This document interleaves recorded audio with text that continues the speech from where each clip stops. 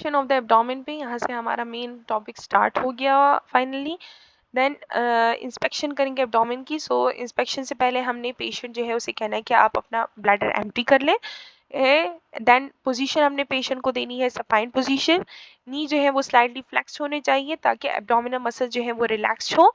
हमने इंस्पेक्ट करना है एब्डोमेन को साइड टू साइड से and bed of the foot से। यहाँ पे जो मैंने जो भी हाईलाइट किया गया है ये एमसीक्यूज के लिए इम्पोर्टेंट है। देन हमने साइज शेप एंड सिमेट्री देखनी है, मूवमेंट देखनी है रेस्पायरेशन के साथ, पेरिस्टालसिस पल्सेशन वगैरह देखनी है। एब्डोमेन पे सरफेस कैरेक्टरिस्टिक देखना है कि एब्डोमिनल रीजन का जो कलर है क्या वो बाकी बॉडी के कलर के साथ मैच करता है नहीं करता, वहाँ पे हेयर डिस्ट्रीब्यूशन किस तरह है, स्मॉल हेयर्स है लार्ज है। देन लीजन्स वहाँ पे कोई प्रेजेंट है या नहीं है, स्ट्रिया यानी कि स्ट्रेच मार्क्स हैं या नहीं है। स्किन कलर जो है ये कंसिस्टेंट होता है विद पेशेंट एथनिसिटी के साथ। कलर जो है ये एब्डोमेन का लाइटर होता है देन अदर बॉडी एरिया से, क्योंकि स्किन एक्सपोजर कम होता है, ये छुपा होता है ज़्यादातर। देन स्किन कलर जो है ये सेम है थ्रू आउट द एब्डोमेन के।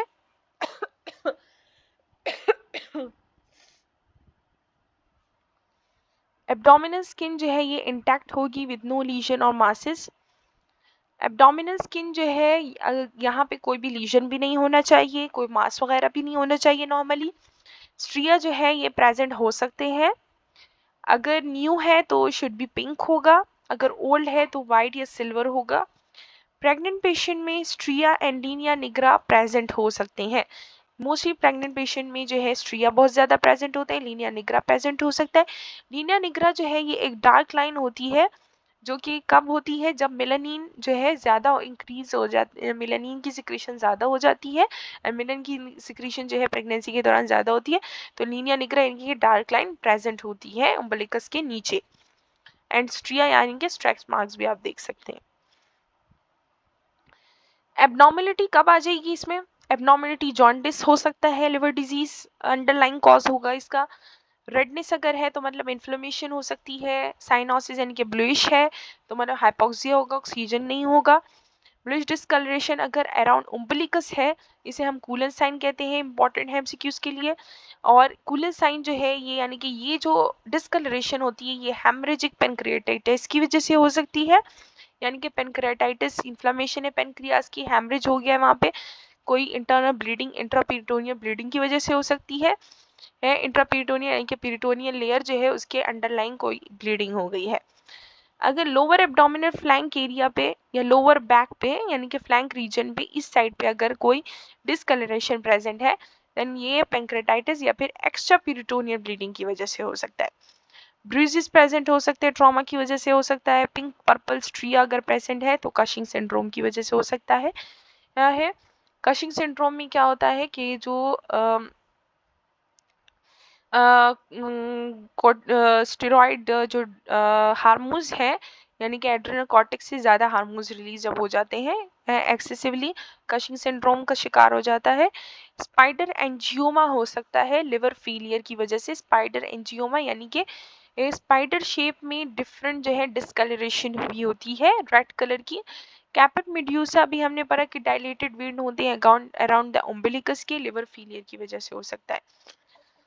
सो एबनॉर्मलिटीज में नेक्स्ट है हर्नियाज।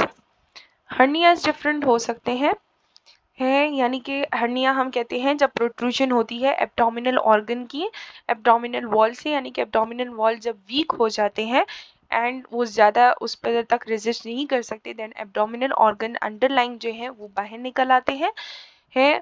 जब वीकनेस हो जाती है एब्डोमिनल मसल की ये बल्ज होता है जो कि पेशेंट जो है वो उसे बेयर नहीं कर पाता। ये ओल्ड सर्जिकल इंसिजन अकर होता है ऑन ओल्ड सर्जिकल इंसिजन की वजह से भी हो सकता है अराउंड उम्बिलिकस, और इंग्वाइनल एरिया पे भी हो सकता है। उम्बिलिकल हर्निया भी होता है, इंग्वाइनल हर्निया भी होता है। मोस्टली जो है कॉमन जो है वो उम्बिलिकल होता है। एपिगैस्ट्रिक और linea alba hernias occur when intestine protrude through opening in mid line of abdomen above umbilicus. Epigastric और लीनिया एल्बा हर्नियास कब होते हैं? जब इंटेस्टाइन प्रोट्रूड हो जाता है थ्रू ओपनिंग के जरिए से in mid line of abdomen above umbilicus के। लीनिया एल्बा क्या होता है? लीनिया एल्बा जो है वो वाइट लाइन होती है जिफॉइड से लेके प्यूबिक सिम्फिसिस तक। नॉर्मली इसका क्या काम होता है, ये अटैच करती है एब्डोमिनल मसल्स को आपस में, ये जितने भी सिक्स पैक मसल्स होते हैं उनको आपस में अटैच करने की कोशिश करती है। ओके, जैसे कि एब्डोमेन है ऊपर जिस तरह दिया गया है, तो एब्डोमिनल में जो ये फुली मिड लाइन है, ये सारी लीनिया एल्बा है, तो ये दोनों साइड के मसल्स को आपस में अटैच करती है। डायस्टेसिस रेक्टी जो है, ये क्या एब्नॉर्मेलिटी आ जाती है, ये इसी लीनिया एल्बा में एब्नॉर्मेलिटी आ जाती है, यानी कि ये सेपरेशन होती है रेक्टस एब्डोमिनस मसल्स की, जो सिक्स पैक मसल्स हैं जिसे हम कहते हैं रेक्टस एब्डोमिनस मसल की, इनके दरमियान में गैप आ जाता है। ये गैप जो है लीनिया एल्बा के दरमियान में आ जाता है, यानी कि जो मसल्स हैं वो सेपरेट हो जाते हैं थोड़े से। ये किस वजह से होता है, प्रेग्नेंट वुमेन में होता है, न्यू बोर्न में। सो प्रेग्नेंट वुमेन में जो है ये किस वजह से हो सकता है, प्रेग्नेंट वुमेन में हार्मोनल चेंजेस कुछ आते हैं जिसकी वजह से एब्डोमिनल वॉल पे प्रेशर ज़्यादा हो जाता है और मसल सेपरेट हो जाते हैं। ओबेसिटी की वजह से भी हो सकता है, एज रिलेटेड फैक्टर हो सकता है, एंड पुअर पोस्चर की वजह से भी हो सकता है। Dermatomally distributed vesicular rash on lower rib cage is upper quadrant, herpes zoster. सो ये जो मैंने जितने भी वो अंडरलाइन किए हैं, हाईलाइट किए हैं, ये एमसीक्यूज के लिए इम्पोर्टेंट है, डायस्टेसिस रेक्टी भी एंड हर्पेस जूस्टर हो सकता है, ये हम पिछले उसमें पढ़ चुके हैं लीजन के चैप्टर में। ये जो है एब्नॉर्मिटी आ जाती है फ्लैंक एरिया पे, जो है ये हर्पेस जूस्टर हो जाता है, यानी कि लीजन्स की टाइप है। देन इसके बाद है उम्बिलिकस। उम्बिलिकस को हमने किस तरह से एसेस करना है, हम इंस्पेक्ट करेंगे उम्बिलिकस को, उसकी पोजीशन हमने देखनी है कि वो मिड लाइन है नहीं है, कंटूर उसका किस तरह है, कलर किस तरह है, कोई डिस्चार्ज तो नहीं हो रहा वहां से। हमने पेशेंट से को बोलना है कि वो अब बेड से अपना हेड थोड़ा सा ऊपर उठाए, देन हम देखेंगे कि कोई बल्ज तो नहीं है। अगर उम्बिलिकस रीजन पे कोई बल्ज नजर आया, मतलब कि यहाँ पे कोई हर्निया वगैरह हो सकता है। नॉर्मली उम्बिलिकस इन्वर्टेड और मिड लाइन होता है, ये आपने याद रखना है एमसीक्यूज के लिए। सिमेट्री हम किस तरह देखेंगे, डिफरेंट एंगल से हमने एब्डोमेन की सिमेट्री देखनी होती है।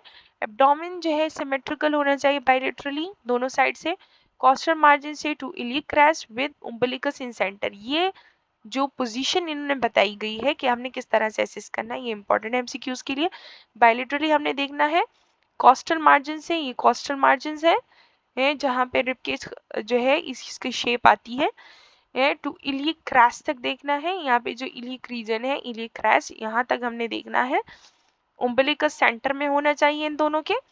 ओके, तो हमने दोनों साइड से भी देखना है, फुट से भी देखना है। एसिमेट्री कब हो सकती है, अगर ट्यूमर प्रेजेंट हो, कोई सिस्ट हो, बॉल ऑब्स्ट्रक्शन हो, ऑर्गेनोमेगाली हुई हो, या फिर स्कॉलियोसिस वगैरह हो।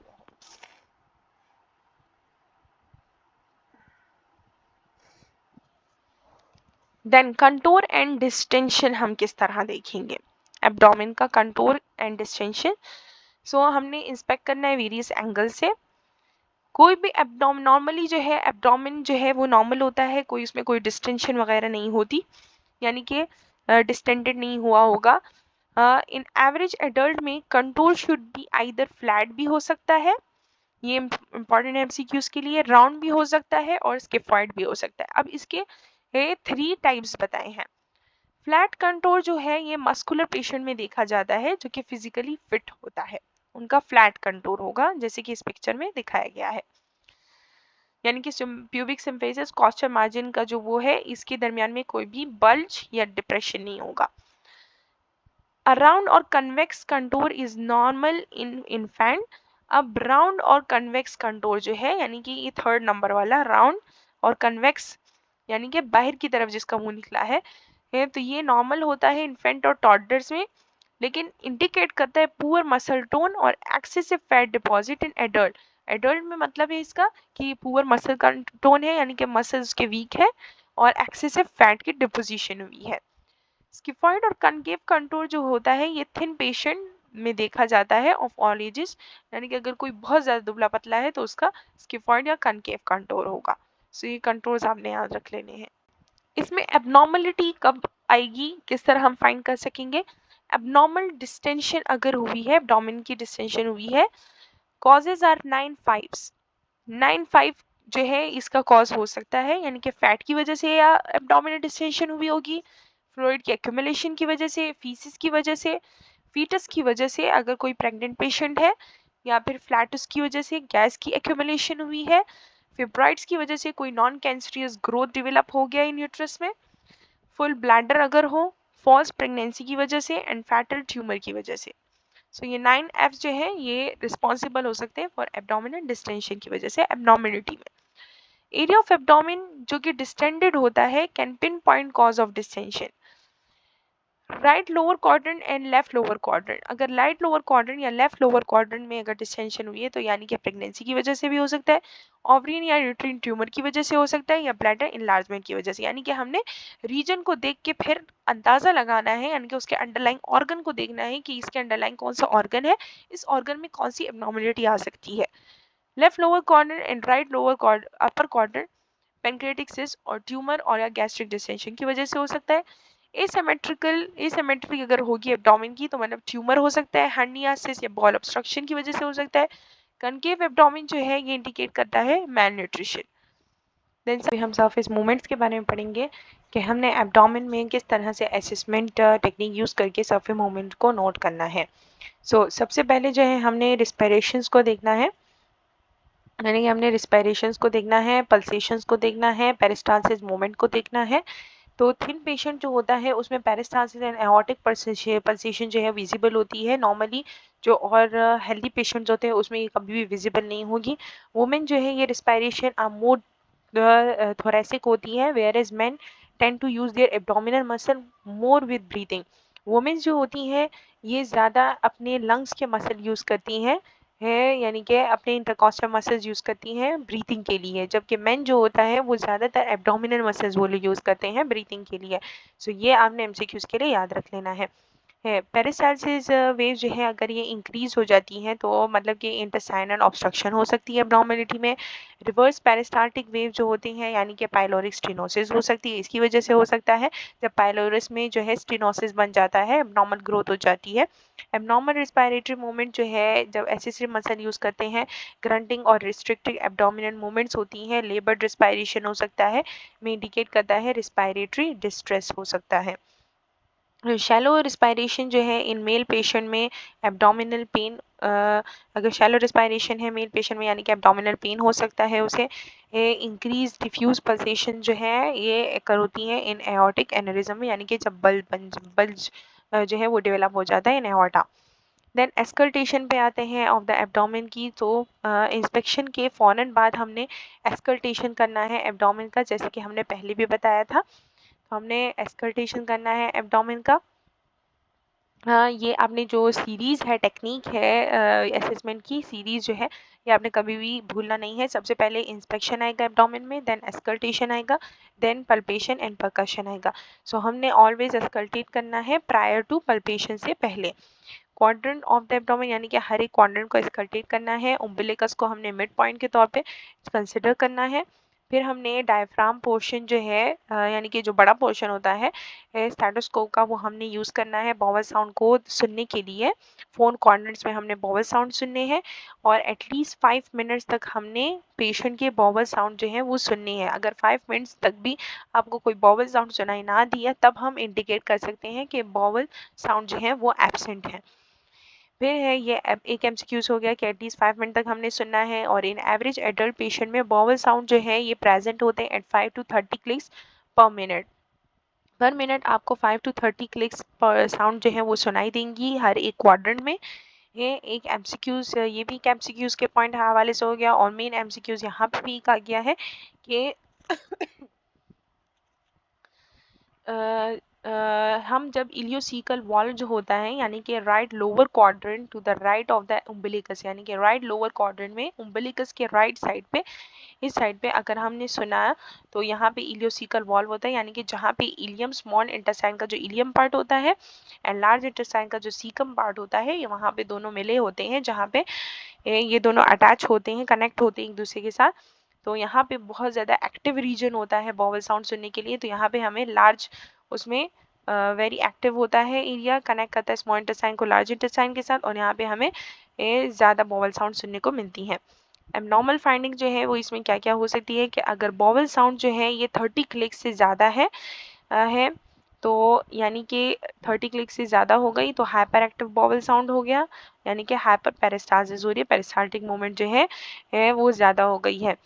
देन कॉजेज इंक्लूड ये किस वजह से हो सकता है, इरिटेबल बाउल साउंड डिजीज की वजह से हो सकता है, बाउल इन्फेक्शन की वजह से होता है, अर्ली बाउल में अगर कोई ऑब्स्ट्रक्शन आ गई है, स्मॉल इंटेस्टाइन लार्ज इंटेस्टाइन में डायरिया की वजह से ज़्यादा साउंड जो है, डायरिया में पेरिस्टाल्सिस मूवमेंट इंक्रीज हो जाती है तो हाइपर पेरिस्टाल्सिस हो जाता है। पैरालाइटिक इलियस में हो सकता है अगर कोई लैक्सेटिव्स यूज़ कर रहा है कॉन्स्टिपेशन के लिए। अब type of peristalsis, hyper peristalsis की फिर दो टाइप्स आ जाती हैं, बॉर्बोरिगेमी एंड सक्शन स्प्लैश। ये आपने एमसीक्यूज के लिए मस्ट याद कर लेना है। बॉर्बोरिगेमी किस तरह की साउंड होती है, ऑडिबल होती है विदाउट स्टेथोस्कोप, स्टेथोस्कोप के बगैर भी हम सुन सकते हैं, और ये लॉन्ग स्टमक गर्गलिंग साउंड होती है। सक्शन स्प्लैश जो होती है ये एक लाउड साउंड होती है, जैसे कि वाटर स्प्लैश हो जाता है उस तरह की साउंड होती है।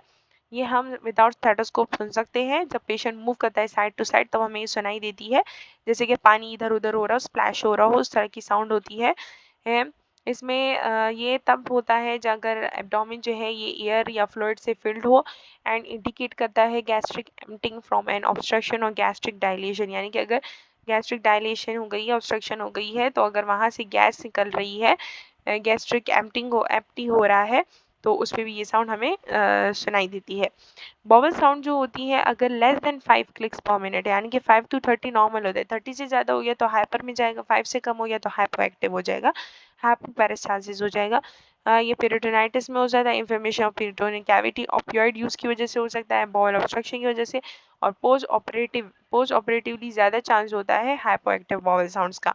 ये आपने एमसीक्यूज के लिए याद रखना है। एब्सेंट बॉवल साउंड जो होती है आर कॉज होता है बाय लेट बॉवल ऑब्स्ट्रक्शन। अगर बॉवल साउंड जो है वो बिल्कुल ही एब्सेंट है, हमें सुनाई नहीं दे रही है, यानी कि कोई बॉवल ऑब्स्ट्रक्शन हो गई है, पेरिटोनाइटिस हो गया है, पैरालाइटिक इलियस अगर सर्जरी के बाद हो गया है, आफ्टर सर्जरी के बाद पैरालाइटिक इलियस अगर हो गया है तो उसकी वजह से हो सकता है।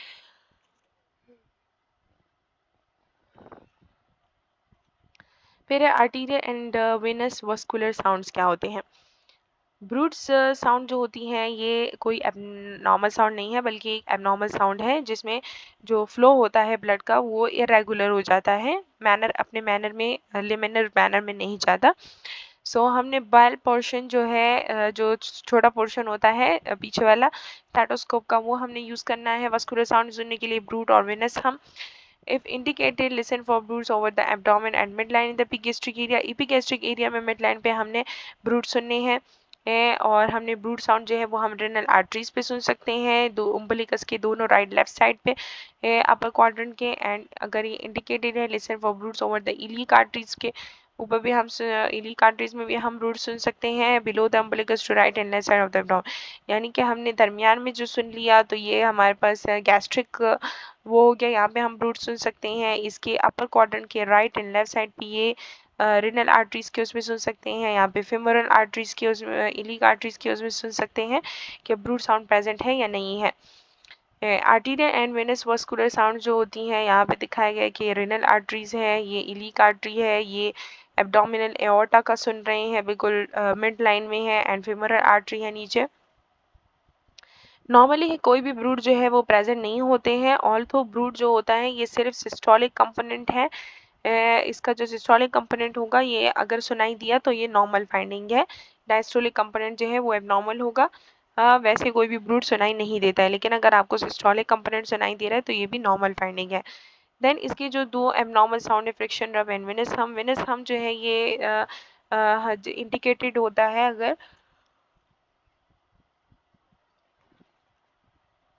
listen for venous hum over the liver in right upper quadrant with the bell। हम लिवर के अबव जो है अगर हमने बेल ऑफ द स्टेटस को कोप का जो बेल है यानी कि जो छोटा वाला पोर्शन है ये हमने रख दिया लिवर पे राइट अपर क्वाड्रेंट में, तो वहाँ पे हमें वेनस हम साउंड सुनाई देंगे, नॉर्मली ये सुनाई नहीं देती, एबनॉर्मल साउंड है।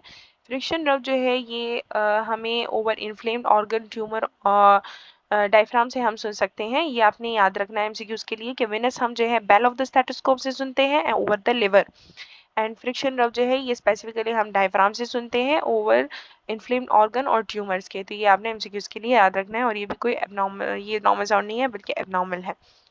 फिर हम परकशन की तरफ आते हैं। थर्ड जो है असेसमेंट टेक्निक परकशन। तो एब्डोमेन जो है इसमें हम इनडायरेक्ट और मीडिएट परकशन हम यूज करते हैं।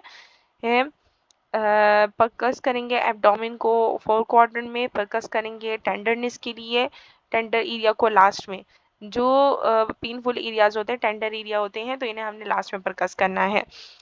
बिकॉज इसकी वजह से क्या हो जाता है कि अगर हमने टेंडर पेनफुल एरिया को पहले से ही टच कर लिया तो पेशेंट डिस्टर्ब हो जाएगा, बाकी असेसमेंट में हमें जो है मुश्किल पेश आ सकती है। तो हमने नोट करना है एरियाज ऑफ डलनेस एंड टिम्पैनी के, कहाँ पे डल साउंड सुनाई दे रही है, कहाँ पे टिम्पैनिक साउंड सुनाई दे रही है। Tympany to dullness depending on abdominal content के उस पर डिपेंड करता है। Extremely high pitch tympanic sound जो होती है, हाई पिच टिम्पैनिक साउंड हुई तो मतलब कि एब्डोमिनल डिस्टेंशन हुई है। एक्सटेंसिव डलनेस अगर हमें सुनाई दे रही है तो मतलब ऑर्गन एनलार्जमेंट हुआ है और अंडरलाइंग मास कोई मौजूद है। देन लिवर की परकशन हमने किस तरह करनी है, इसमें हम स्क्रैच टेस्ट परफॉर्म करते हैं। ये आपने याद रखना है कि स्क्रैच टेस्ट जो है वो हम किस लिए परफॉर्म करते हैं, लिवर के एजेस को फाइंड करने के लिए, लोकेट करने के लिए। सो लिवर के लोअर एज को हम लोकेट करते हैं विद स्क्रैच टेस्ट। प्लेस करेंगे डायफ्राम ऑफ द स्टेथोस्कोप को over the liver in the right upper quadrant. Right upper quadrant में हमने स्टेथोस्कोप का डायफ्राम एरिया प्लेस कर लिया है लिवर के ऊपर। And gently scratching the abdomen with your other hand, और दूसरे हैंड से हमने एब्डोमेन को स्क्रैच करना है, यानी कि परकस करते हुए आना है। Working from right lower quadrant at the mid clavicular line में हम आएंगे, यानी कि क्लाविकल से जो स्टार्ट होगी वहां से हमने परकशन स्टार्ट कर लेनी है। राइट लोअर क्वाड्रेंट से ऊपर की तरफ आना है, अपवर्ड की तरफ आना है, मार्क करना है पॉइंट को ऑन द एब्डोमेन पे। वंस द स्क्रैच साउंड जो है अगर डिटेक्ट है, जब स्क्रैच साउंड जो है डिटेक्ट हो जाएगी, यानी कि एब्डोमेन से जब हम आ रहे हैं तो हमें टिम्पैनिक साउंड सुनाई देगी। जब हम लिवर पे आएंगे तो हमें स्क्रैच यानी कि डलनेस साउंड सुनाई देगी, तो वहाँ उस पॉइंट पे हमने मार्क कर देना है। हम इनडायरेक्ट और मीडिएट परकशन भी यूज कर सकते हैं टू डिटरमाइन करें लिवर के साइज को। तो अपर एज ऑफ द लिवर को हम परकस करेंगे, तो हमने क्या करना है, downward by the mid clavicular line from the fourth intercostal space. अगर हमने ऊपर वाले एज को वो करना है तो हम mid clavicular line fourth intercostal space से स्टार्ट होते हुए नीचे परकस करते हुए आएंगे। फोर्थ इंटरकॉस्टल स्पेस है तो जहाँ पे हमें लंग्स पे जो है वो रेजोनेंस साउंड होती है, तो रेजोनेंस टू डलनेस अगर ये चेंज हो रही है तो उस पॉइंट पे हमने मार्क कर देना है जहाँ पे रेजोनेंस टू डलनेस चेंज हो रही है 4 इंटरकॉस्टल स्पेस से स्टार्ट होते हुए, उस जगह पे हमने मार्क कर देना है पेन से। देन लोअर क्वाड्रेंट को लोकेट करने के लिए हम mid clavicular line lower quadrant से जाएंगे। यहाँ पे अब हम लोअर क्वाड्रेंट से जा रहे हैं ऊपर तक मिड क्लाविकुलर लाइन में। फ्रॉम टिम्पैनी टू डलनेस अगर हमें साउंड सुनाई दी तो हमने उस जगह को मार्क कर देना है, और फिर हमने मेजर करना है कि ये लिवर कितने साइज का है, इसके अपर और एज लोअर एज के दरमियान कितना फास्ट है।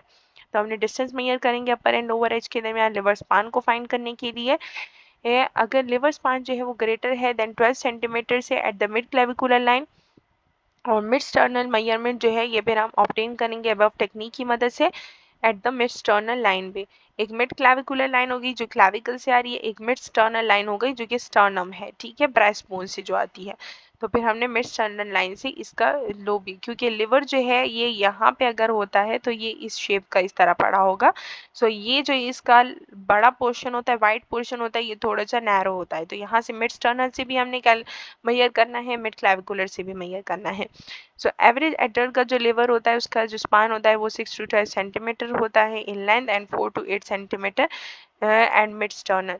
मिड क्लाविकुलर पे 6 to 12 सेंटीमीटर होगा, बड़ा होता है, एंड मिड स्टर्नल पे 4 to 8 सेंटीमीटर होगा। ये आपने एमसीक्यूज के लिए याद रखना है। मेजरमेंट वैरी करती है अकॉर्डिंग टू जेंडर और हाइट के। मेन जो होता है यानी कि मेल्स में क्या होता है कि लिवर स्पान लार्जर होता है देन वुमेन से। टॉल पेशेंट जो है इनका लिवर स्पान लार्जर होता है देन शॉर्ट पेशेंट से। लिवर स्पान जो है चिल्ड्रन में वेरी करता है एज के साथ, यानी कि लिवर स्पान जो होता है 6 मंथ ओल्ड जो चाइल्ड होगा उसमें 2.5 सेंटीमीटर तक होगा, जबकि 24 मंथ का जो ओल्ड चाइल्ड होगा वो उसका 3.5 सेंटीमीटर तक हो सकता है। अगर लिवर स्पान जो है वो 12 सेंटीमीटर से ज़्यादा आ गया, हाँ, यानी कि 6 to 12 सेंटीमीटर जो मिड क्लेविकुलर लाइन है अगर 12 सेंटीमीटर से ज़्यादा हो मतलब कि हेमाटोमेगाली हुई है, यानी कि लिवर इनलार्जमेंट हुई है एबनॉर्मली।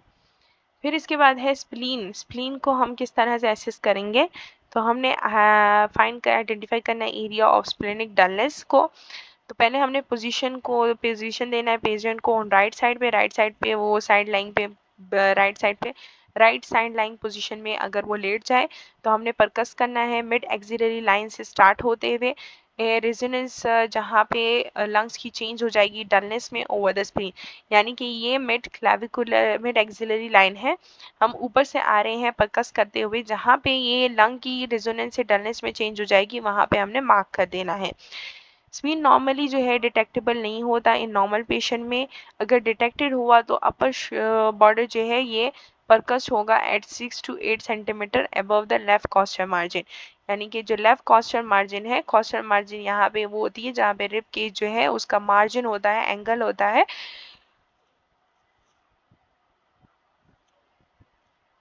तो लेफ्ट कॉस्टर मार्जिन के 6 to 8 सेंटीमीटर अबव जो है ये परकस होगा। The body of the spleen जो है ये परकस हम करेंगे between the 9th and 11th rib के दरमियान, 9th and 11th रिब के दरमियान में ये मौजूद होगा। अपर बॉर्डर परकस बियॉन्ड 8 सेंटीमीटर, अगर अपर बॉर्डर जो है ये 8 सेंटीमीटर से ज़्यादा ऊपर तक हमें जो है परकस हुआ, यानी कि अब नॉर्मली जो है वो 6 to 8 है, अगर 8 से ज़्यादा होगी या डिस्टेंस और तब भी हमें डलनेस सुनाई दे रही है, देन हमने क्या करना है कि इनलार्ज, ये इंडिकेट करता है इनलार्ज स्प्लीन को, जो कि पोर्टल हाइपरटेंशन की वजह से होता है, थ्रोम्बोसिस की वजह से होता है, स्टेनोसिस की वजह से होता है, एट्रीजिया की वजह से होता है। एट्रीजिया जो है वो कंजेनिटल कंडीशन है जिसमें जो नेचुरल ओपनिंग्स होती हैं, ट्यूब्स होती हैं बॉडी की, तो वो अबनॉर्मली एब्सेंट होती हैं या फिर क्लोज्ड होती हैं। सिस की वजह से हो सकता है, ट्रॉमा की वजह से हो सकता है, इन्फेक्शन की वजह से हो सकता है। पेशेंट जो है अगर उसका स्टमक फुल नहीं है या इंटेस्टाइन फुल नहीं है, डलनेस जो है from full stomach and intestine is difficult होती है टू डिफरेंशिएट करे फ्रॉम स्पिनिंग डलनेस से, यानी कि अगर स्टमक और इंटेस्टाइन फुल है, भरे हुए हैं, यानी कि तो जो है हमें तब भी डलनेस ज़्यादा सुनाई देगी।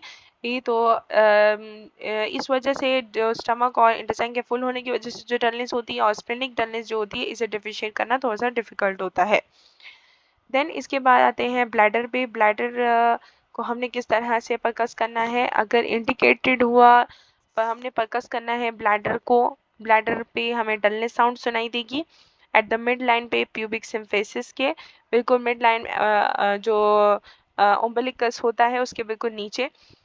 You should not be able to percuss the bladder above the level of pubic symphysis के ऊपर, प्यूबिक सिम्फेसिस का जो लेवल है उससे ऊपर हम ये परकस नहीं कर सकते after the patient has voided, अगर पेशेंट वॉइड कर चुका हो, क्योंकि अगर वो वॉइड नहीं कर चुका उसमें यूरिन मौजूद है, ब्लैडर जो है फुल है, तो वो डिस्टेंडेड होगा। हम जो है परकस कर सकते हैं अबव द प्यूबिक सिम्फेसिस तक, हम परकस कर सकते हैं। लेकिन अगर नहीं है तो हम जो है पेशेंट वॉइड कर चुका है तो हम ये उसके प्यूबिक सिम्फेसिस के अबव परकस नहीं कर सकते। अगर डलनेस आ जाती है इन सुप्रा प्यूबिक एरिया में, full bladder for other causes see है, सही ओके ये आ गया। फिर है कॉस्टोवर्टिब्रल एंगल सीवीएम। हमने कॉस्टोवर्टिब्रल एंगल जो है इसको किस तरह से आइडेंटिफाई करना है, सो प्लेस करें non dominant hand over the kidney. हमारा जो नॉन डोमिनेंट हैंड होगा यानी कि लेफ्ट हैंड जो है मोस्टली, तो ये हमने ओवर द किडनी रखना है।